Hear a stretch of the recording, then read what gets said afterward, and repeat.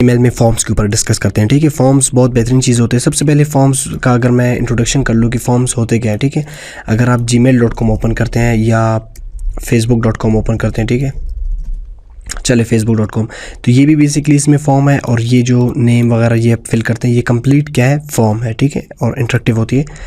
तो ये basic HTML में बनी होती है। डिज़ाइन को छोड़ दे और बाकी प्रोसेस वगैरह को छोड़ दे, सिर्फ बेसिक किस तरह बनती है, एक बेसिक फॉर्म हम लोग बनाएंगे। ठीक है, तो फॉर्म बनाने के लिए सबसे पहले आपने फॉर्म टैग ओपन करनी है और क्लोज करनी है, और इसके अंदर आपने तमाम फॉर्म्स के अपने जो एलिमेंट्स है, अपने टैग्स है, वो आपने इंसर्ट करनी है। ठीक है, और फॉर्म की जो एक बेसिक एलिमेंट है, इनपुट हम लोग यूज़ करते हैं, एक सिर्फ फील्ड आती है रिफ्रेश। ठीक है, ये यहाँ पे आप कुछ भी लिख सकते हैं। तो सपोज़ मैं लिखता हूँ यूज़र नेम और इसको टाइप देते हैं टेक्स्ट। ठीक है, टाइप आपने डिफाइन करना है कि ये क्या है, क्योंकि टाइप टेक्स्ट भी आते हैं। ठीक है, टेक्स्ट सिंपल प्लेन टेक्स्ट लिखने के लिए, और इसका टाइप पासवर्ड भी आ सकता है, पासवर्ड लिखने के लिए। ठीक है, और ईमेल भी आती है, वैलिडेट करती है ईमेल के लिए। ठीक है, तो ये आपने ख्याल रखना है कि इनपुट टाइप टेक्स्ट। इसके अलावा आप मज़ीद एट्रीब्यूट सपोज़ नेम भी लगा सकते हैं। ठीक है, और वैल्यू भी लगा सकते हैं। सपोज़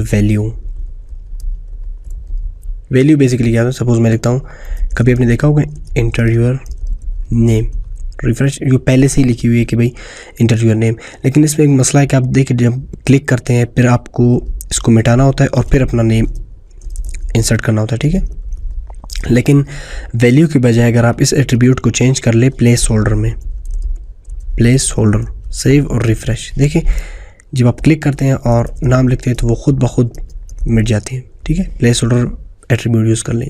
ठीक है, और इसके अलावा एक और मैं फॉर्म यूज़ करता हूँ, form element input type check box, save और रिफ़्रेश। अच्छा, मैं एक काम करता हूँ, सबसे पहले इनको पी टैग में लिखता हूँ। ठीक है, पी टैग का मैंने आपको यूजेज बताया था कि ये क्या करता है। इसकी खूबी ये है कि ये ब्रेक करती लाइन को। फिर पी टैग ओपन और यहाँ पे पी टैग क्लोज, रिफ्रेश। अब देखिए यहाँ पे चेक बॉक्स आ गई है। ठीक है, तो ये बेसिकली चेक बॉक्स है, यानी इसमें आप ये भी लिख सकते हैं कि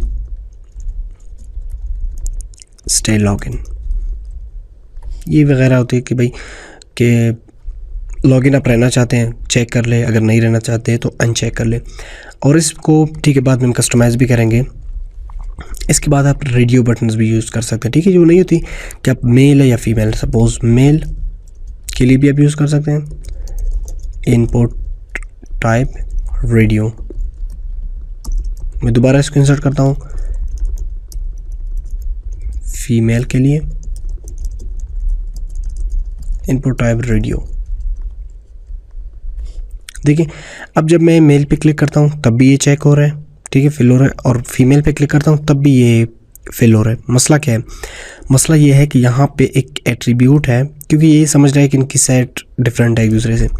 लेकिन आप अगर एट्रीब्यूट नेम यूज़ कर ले जेंडर, और इसमें भी इसको भी एट्रीब्यूट असाइन कर दे नेम जेंडर, तो क्या होगी, अब ये दोनों एक दूसरे के साथ कनेक्ट होंगे, यानी ये एक दूसरे को, यही इनका सेट एक ही होगी।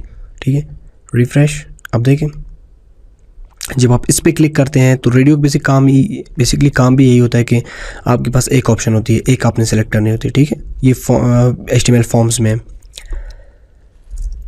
इसके अलावा जो एक ड्रॉप डाउन मेन्यू होती है, ठीक है, वो किस तरह आप क्रिएट करेंगे, सेलेक्ट,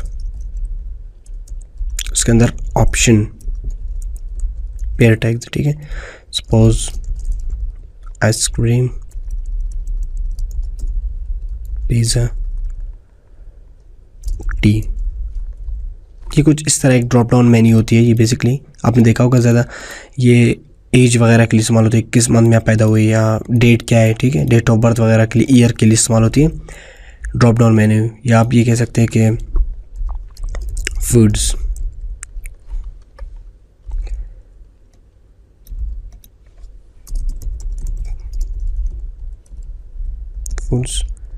अगर आप तमाम अपनी चीज़ों को सीक्वेंस के साथ पैराग्राफ में लिखेंगे तो वो बेहतरीन होगी। ठीक है, लाइक दिस। ये आप सेलेक्ट कर सकते हैं, ठीक है। या एक और चीज़ है कि आप चाहते थे कि जब भी पेज रिफ़्रेश हो तो टी बाय डिफ़ॉल्ट सेलेक्ट होनी चाहिए, तो वो आप किस तरह करेंगे कि उसके ऑप्शन में जाके आपने सेलेक्टेड एट्रीब्यूट लगा लें, रिफ़्रेश। देखिए अब जब आप पेज को रिफ़्रेश करते हैं तो टी बाय डिफ़ॉल्ट एक सेलेक्टर आती है, ठीक है। और इसके अलावा एट द एंड इस फॉर्म को प्रोसेस करने के लिए, सबमिट करने के लिए आप एक बटन बनाएंगे।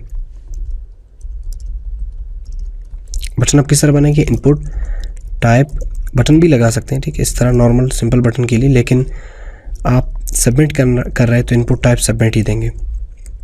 रिफ्रेश, सबमिट आ गया, ठीक है।